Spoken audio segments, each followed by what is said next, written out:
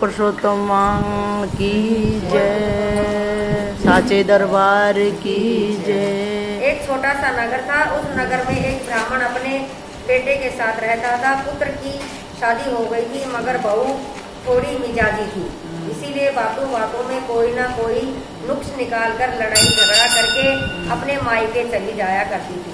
पुत्र का पत्नी के आगे कुछ नहीं चलता था, मगर मन में तो सोचा करता था कि स्त्रियों को पति के आपे में रहना चाहिए, पति को पूछे बिना कहीं नहीं जाना चाहिए, जबकि उसकी पत्नी किसी को गिनती न थी, इसीलिए वह दुखी रहता था। ब्राह्मण के पास बहुत धन था। वह जंतर मंतर जरूरतमंद किसानों को रुपए ब्याज में देता था। किसान भी जब फसल पकते ही उसको बेचकर ब्याज के साथ पूरा पैसा ब्राह्मण को वापस कर देते थे। उनके अलावा दूध, छाछ, घी भी मुफ्त में मिलते थे। एक दिन की बात है, ब्राह्मण ने अपने पुत्र को पास बुलाया और कहा, बेटा 4 दिन के बाद पुरुषोत्तम मास बैठने वाला है, इसीलिए तेरे ससुराल जाकर तेरी पत्नी को लेकर आ जा।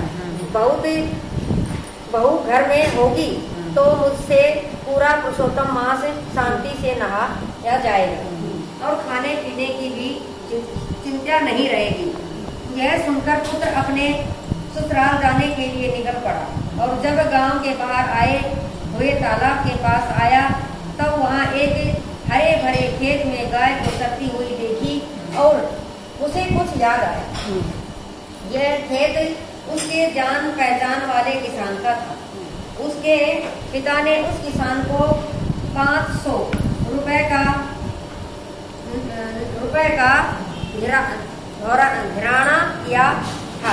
पुत्र ने सोचा कि खेत में नित्य इस तरह गाय फसल को खा जाएगी तो किसान का सब कुछ खाक हो जाएगा, तब वह किसान मेरे पिता के पैसे किस तरह वापस लौटाएगा। इसीलिए गाय को खेत में से बाहर निकालना चाहिए, फिर ससुराल जाने के लिए आगे बढ़ो। इतनी देर में तो खेत का मालिक किसान वहां आ गया।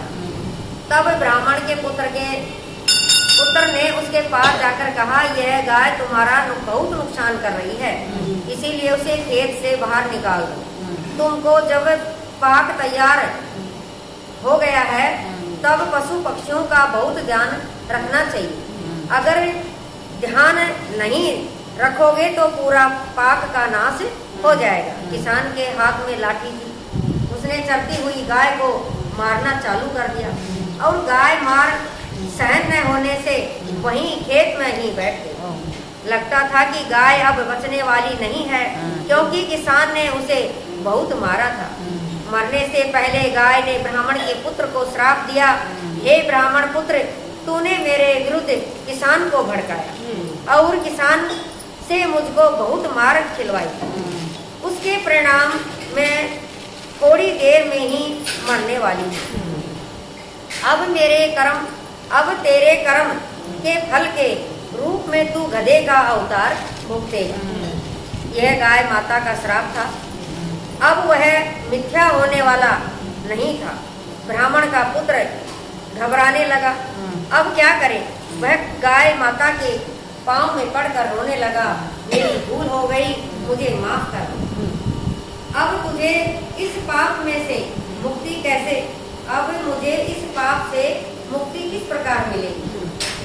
यह कहा, तुम अपनी पत्नी को लेने के लिए जा रहे हो। अगर तेरे ससुराल में ही तुम गधा बन जाओगे तब तेरी पत्नी तुझे गधा ही समझेगी। यहाँ लाकर पुरुषोत्तम मास का पहले दिन से लेकर अंत तक नित्य सुबह गंगा नदी में स्नान कराएगी और खुद भी स्नान करेगी और तुझे खिलाकर खुद एक टाइम भोजन करेगी। तब उनके पुण्य के प्रताप से तुम गधे में से फिर असली रूप में आ जाओ। हताश चेहरे के साथ वह ससुराल पहुंचा। उसकी पत्नी को सब बात कही। बात पूरी होते होते ही वह गधा बन गया।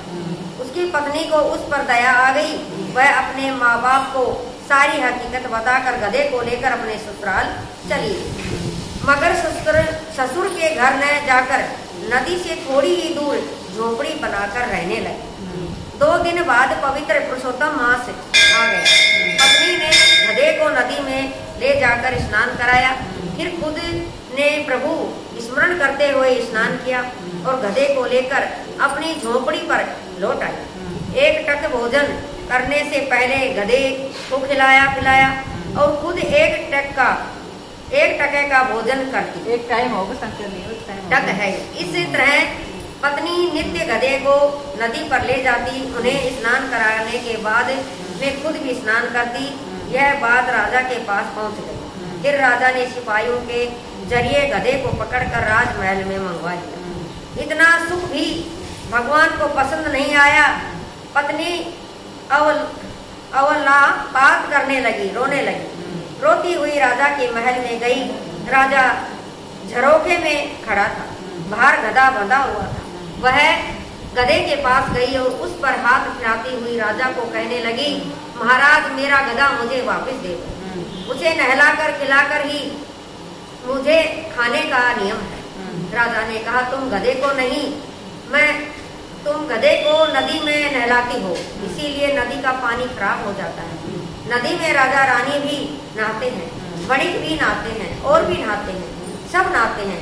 गधे को कभी नदी में नहलाते हुए हमने नहीं देखा। पत्नी बोली, महाराज मेरा गधा देवताई है।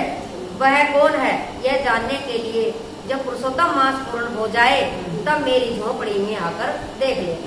राजा के दिल में दया आ गई और उसने गधे को पत्नी को सौंप दिया।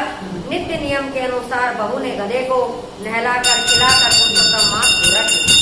जब वह गाय माता के श्राप में से मुक्त हुआ, इसीलिए नदी में से पवित्र जल लाकर गधे के सामने खड़ी होकर पत्नी प्रार्थना करने लगी, हे पुरुषोत्तम भगवान, मैंने अगर शुभ मन से और पूरे भाव से आपकी भक्ति की हो तो गधे के रूप में रहे मेरे पति देव की सेवा की हो तो मेरे पति अपनी असली रूप में आ जाए।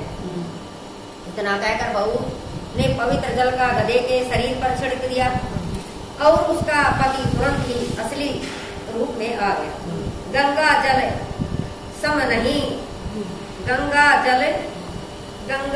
सम नहीं जो पाप सर्व हो को धोए, पति तक को पावन करे जो स्नान करे हो। बोले विष्णु भगवान की जय।